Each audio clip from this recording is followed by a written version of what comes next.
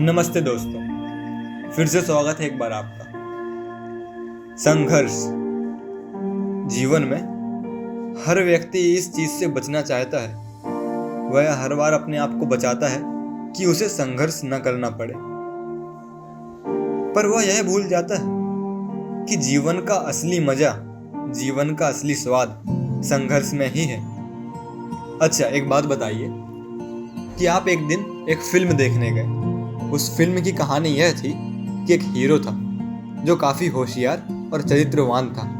उसने अच्छी पढ़ाई लिखाई की, वह इंजीनियर बन गया। उसने अपने माँ बाप की पसंद की लड़की से शादी कर ली। उसकी पत्नी बहुत सुंदर थी और आज्ञाकारी भी। उस हीरो के 2 बच्चे हुए, एक लड़का और एक लड़की। ये बच्चे भी पढ़ने में होशियार थे।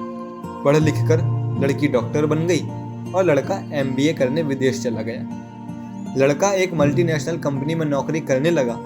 क्योंकि वह भी आज्ञाकारी था, इसलिए उसने भी अपने माता पिता की पसंद से एक भारतीय लड़की से शादी कर ली। लड़का अपने देश की सेवा करना चाहता था, इसलिए वह मल्टीनेशनल कंपनी की नौकरी छोड़कर भारत आ गया और उसने अपने खुद का उद्योग शुरू कर लिया। लड़की की भी शादी एक डॉक्टर से हो गई और वे दोनों अस्पताल में नौकरी करने लगे। दोनों बहुत अच्छे डॉक्टर थे, इसलिए उन्होंने खूब नाम और पैसा कमाया। उनके भी बच्चे हुए। इस फिल्म का अंतिम दृश्य यह होता है कि सारा परिवार इकट्ठा होकर दिवाली मना रहा है और फिल्म खत्म हो जाती है। इस फिल्म के बारे में आपकी क्या राय होगी? क्या आपको लगता है कि यह फिल्म हिट हो जाएगी और आप इस फिल्म को दोबारा देखना पसंद करेंगे? सच तो यह है कि यदि मैं इसी कहानी को लेकर फिल्म बनाऊं और आपको इस फिल्म की कहानी बताने के बाद आपसे कहूं कि आप फ्री में देखने आइए, तो आप मुझसे यह टका सा जवाब देकर फिल्म देखने आने से मना कर देंगे कि आखिर इस फिल्म में है ही क्या। और आप बिल्कुल सही कह रहे हैं। सच यही है कि इस फिल्म में कुछ भी नहीं है, क्योंकि यह फिल्म बिल्कुल सीधी सपाट है। इसमें संघर्ष की कोई गुंजाइश ही नहीं रखी गई है। रामचरितमानस में भी राम के वनवास के साथ जिंदगी की जद्दोजहद शुरू हो जाती है। महाभारत की कथा तो जिंदगी की जद्दोजहद की ही कथा है। यह ठीक है कि हम सभी राम राज्य चाहते हैं, लेकिन संघर्ष के बाद ही। यदि राम को वनवास नहीं दिया गया होता तो वे भी दूसरे अन्य राजा महाराजाओं की तरह इतिहास का एक अध्याय बनकर रह जाते। उन पर इतना महान ग्रंथ नहीं लिखा जाता और ना ही वे हमारे आराध्य और प्रेरणा स्रोत बन पाते। क्या आप कभी हरिद्वार गए हैं? जब भी आप जाएं तो वहां गंगा के तट पर बिखरे हुए पत्थरों को देखें। वहां के सारे पत्थर आपको चिकने और गोल मिलेंगे, शिवलिंग की तरह, छोटे छोटे और खूबसूरत। क्या आपने सोचा है कि ऐसा क्यों है? नदियां तो और भी बहुत सी हैं, वहां भी ढेर सारे पत्थर बिखरे रहते हैं, किंतु वे इतने सुडौल और चिकने नहीं होते। मैं बताता हूं कि ऐसा क्यों है। होता यह है कि पत्थर के ये टुकड़े पहाड़ों की चट्टानों के छोटे छोटे टुकड़े होते हैं। इन्हें गंगा नदी की धारा पहाड़ों पर से बहाकर अपने साथ हरिद्वार के मैदान में लाकर छोड़ देती है। शुरू में ये पत्थर भी नुकीले, धारदार, खुरदुरे और अनगढ़ ही थे, लेकिन जब ये गंगा नदी की तेज धारा के साथ बहते हैं तो उस दौरान ये वहां की चट्टानों की सतह से टकराते रहते हैं, हर क्षण टकराते रहते हैं। इस टकराव के कारण उनका तीखापन धीरे धीरे गोलाई में बदलने लगता है। जब तक ये हरिद्वार के मैदान में पहुंचते हैं तब तक इनकी इतनी अधिक घिसाई हो चुकी होती है कि ये सुडौल और चिकने बन जाते हैं। तो किसने बनाया इन्हें सुडौल और सुंदर? दोस्तों, ध्यान रहे कि संघर्ष हमें मांझता है। यह हमारी जिंदगी को उसी तरह से जायकेदार बनाता है जैसे कि नमक दाल को। हालांकि मीठी तो होती है शक्कर, लेकिन एक बार आप बिना शक्कर के तो सब्जी खा सकते हैं और खाते ही हैं, लेकिन बिना नमक के सब्जी या दाल नहीं खा सकते। शक्कर के बिना तो काम चल जाएगा, पर नमक के बिना नहीं। मैंने अक्सर लोगों को और अक्सर युवाओं को संघर्ष से बचते देखा है। वे नहीं चाहते कि उनकी जिंदगी में किसी तरह के दुख आएं और किसी तरह की परेशानियां आएं। यहाँ तक कि उनके माता पिता की भी पूरी कोशिश यही रहती है कि उनके बच्चों को किसी भी तरह की कोई तकलीफ ना हो। ऐसे माता पिता अपने बच्चों को तकलीफ से बचाने के लिए खुद को और अधिक तकलीफ में डाल देते हैं। वे अपनी जमीन जायदाद बेचकर बच्चों को पढ़ाते हैं, अपनी पूरी जिंदगी की बचत को खर्च करके अपनी बेटी को ब्याहते हैं।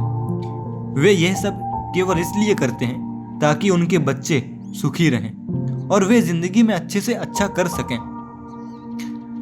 मुझे यह कहने के लिए माफ कीजिएगा कि मेरी पत्नी और मैं खुद को ऐसे माता पिता की श्रेणी में नहीं रखते। मैं इस बात के पक्ष में हूँ कि हमें अपने बच्चों को उतना ही सपोर्ट देना चाहिए ताकि वे टूटने से बचे रहें। हम उनका इतना साथ न दें कि वे इतने कमजोर हो जाएं कि अपने दम पर खड़े ही ना हो सकें। हम उन्हें इतनी सुरक्षा न दें हम उन्हें इतनी सुरक्षा न दें कि वे हमेशा हमेशा के लिए अपनी सुरक्षा के लिए किसी दूसरे के मोहताज हो जाएं। यदि वैसाखी को हटाने से आप डरने लगेंगे तो अपने दोनों पैरों को हमेशा हमेशा के लिए कमजोर कर लेंगे। दोस्तों, इसीलिए संघर्ष से घबराइए नहीं, कभी भी मत घबराइए। यदि आपको संघर्ष करने का मौका मिल रहा है तो आप इसे ईश्वर द्वारा भेजे गए एक आदेश के रूप में स्वीकार करके खुले और खुश मन से उसमें शामिल हो। उससे मुंह न मोड़ें, उससे दुखी भी मत हो। आप यह मानकर चलिए कि ईश्वर आपको मांझना चाह रहा है। वह आपको हरिद्वार के पत्थर की तरह सुडौल और कीमती बनाना चाह रहा है। जब भी आपको ऐसे अवसर मिले तो उसमें कूद पड़ें। मैं फिर से याद दिलाना चाहूँगा कि कूदें, लेकिन खुशी खुशी, मन मार कर नहीं। मन मारकर कूदने से तो बेहतर है कि फिर कूदें ही नहीं। संघर्ष का भी अपना मजा होता है, ठीक वैसे ही जैसे मीठा खाते समय साथ साथ में नमकीन का अपना मजा होता है। आपने भी कच्ची केरी को और नमक के साथ खाया ही होगा। इससे खाने का स्वाद बढ़ जाता है। जब सपाट जिंदगी के साथ संघर्ष के उतार चढ़ाव आते हैं तो जिंदगी की सैर के आनंद में चार चांद लग जाते हैं। इसके बिना जिंदगी ठीक उसी तरह बेस्वाद हो जाती है जैसे नमक के बिना दाल, या फिर वह काल्पनिक फिल्म जिसकी चर्चा मैंने अभी अभी की थी। निश्चित तौर पर संघर्ष दुख देंगे, तो फिर इस दुख से भी क्यों घबराना। क्या आपने राज कपूर की फिल्म का यह गीत सुना है?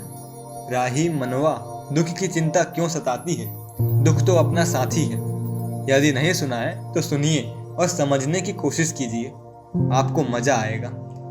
इससे आप अपनी जिंदगी के लिए एक अच्छी फिलॉसफी तैयार कर सकेंगे। यह फिलॉसफी आपको दुख में टूटने से बचाएगी, बल्कि सच तो यह है कि आपको और भी अधिक मजबूत बनाएगी।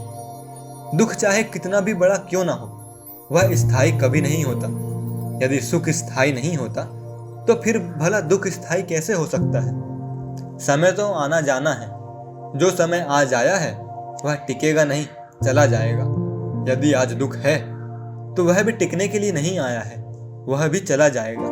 क्या आप किसी भी ऐसे देश का नाम बता सकते हैं जहां की हमेशा सूरज निकला रहता हो?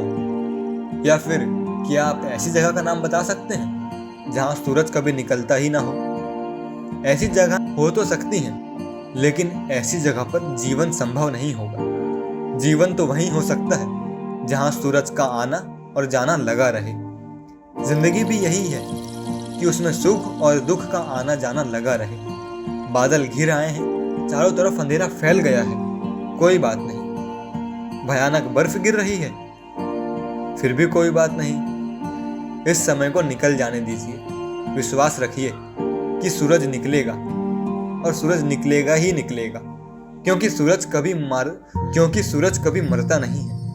जिंदगी में आशा को बनाए रखिए, फिर चाहे निराशा के कितने भी काले बादल क्यों ना छाए हुए हों, क्योंकि जिंदगी अंततः एक सूरज है जिसमें इतनी ताकत और चमक होती है कि वह अपने लिए रास्ता निकाल ही लेता है। तो बस यही कि संघर्ष को अपनी ताकत बनाए, दुख को अपनी ताकत बनाए। दुख से मत घबराइए, दुख है तो सुख है। आशा करता हूं कि आपको वीडियो समझ आया होगा और पसंद आया होगा। अगर आपको वीडियो पसंद आया हो तो कमेंट कर जरूर बताइएगा, और चैनल को सब्सक्राइब एंड लाइक कीजिएगा। अब मिलते हैं अगले वीडियो में, तब तक के लिए बाय बाय।